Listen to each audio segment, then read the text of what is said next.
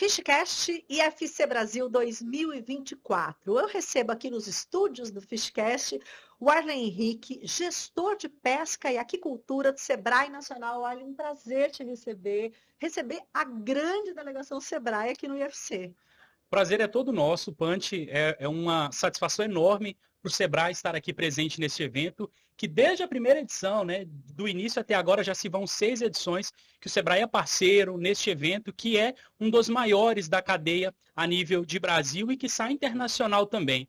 E especificamente para esse evento, Panti, enquanto Sebrae Nacional, nós mobilizamos uma série de caravanas, de comitivas que vêm dos estados para participar das palestras, para fazer as visitações nos estandes, para fazer network com toda essa cadeia de especialistas que está neste evento. Para você ter ideia, nós temos comitivas de 8 estados aqui representados. Estados do Nordeste, estados do Norte, estados do Sul, estados do Sudeste, que estão aqui participando das palestras, participando, enfim, de todo esse movimento aqui no IFC.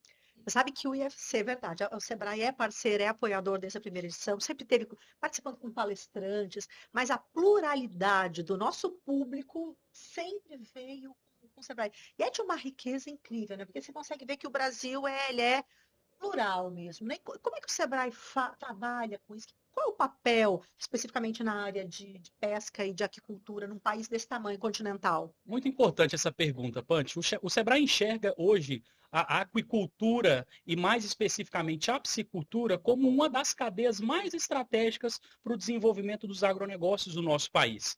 E, nesse sentido, o Sebrae possui várias vertentes de atuação para atender esses negócios que se fazem dentro dessa cadeia. Desde pequenos negócios, num viés de agricultura familiar, para subsistência, assim digamos, para negócios que já possuem uma estruturação maior, que já possuem maior acesso a crédito, maior acesso a negócios. Essas nossas soluções, desde treinamentos, cursos, consultorias, até ações mais estruturantes que buscam, por exemplo, pensar novos mercados para o pescado que é produzido a nível do Brasil.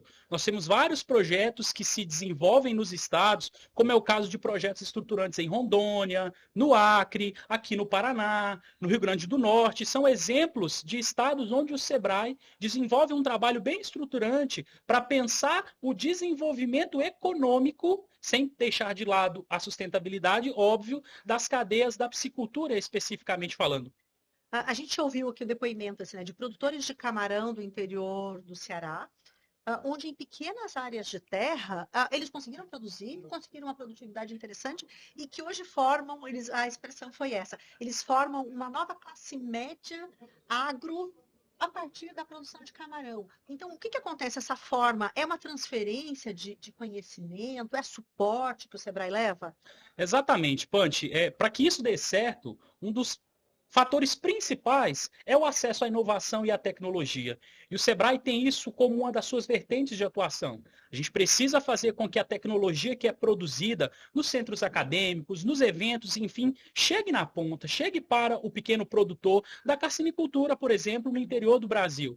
E quando essa tecnologia chega, faz toda uma diferença. Então você tem ganhos de produtividade, ou seja, dentro de uma mesma área, você consegue produzir uma quantidade maior, você tem ganhos de qualidade, e essa qualidade te permite acessar mercados que até então não seria possível acessar.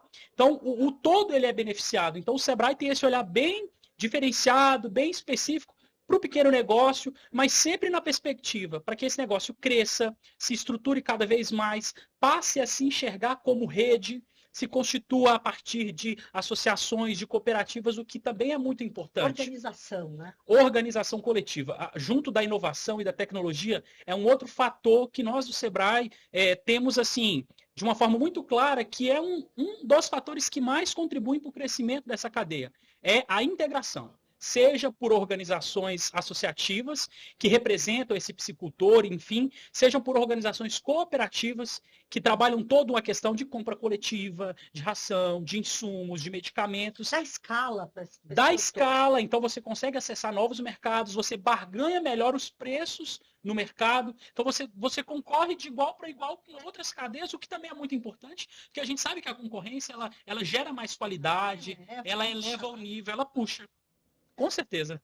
Esse trabalho, ele é um trabalho transformador, e a gente vê que quando essa transformação acontece né, num país, a gente vê um sul com um nível de desenvolvimento diferente, a gente vê um sudeste com um aporte, com um acesso maior, mas quando isso está pulverizado, um país ganha mais, né? Com certeza, a gente precisa enxergar que dentro do Brasil nós temos vários Brasis. E vários Brasis com especificidades diferentes, com recursos diferentes, com territórios diferentes e com psicultores diferentes, por exemplo, né? Falando aqui da psicultura.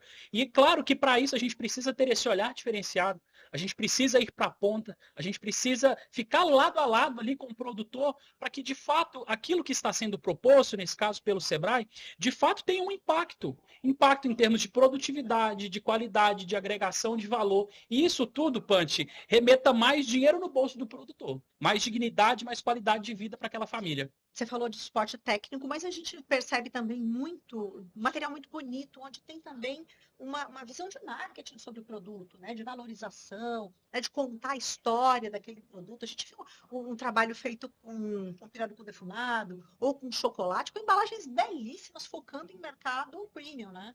Com certeza, Punch. O Sebrae também tem esse olhar para os outros elos da cadeia que não somente a produção.